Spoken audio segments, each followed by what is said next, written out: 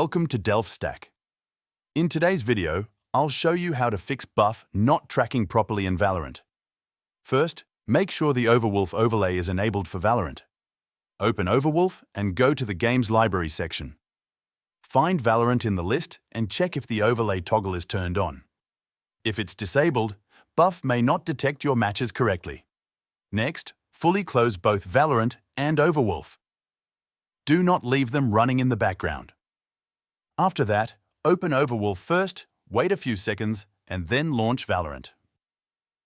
Starting the apps in the correct order often fixes tracking issues. You should also make sure you are playing supported game modes. Some custom matches, practice modes, or limited time modes may not be tracked by buff.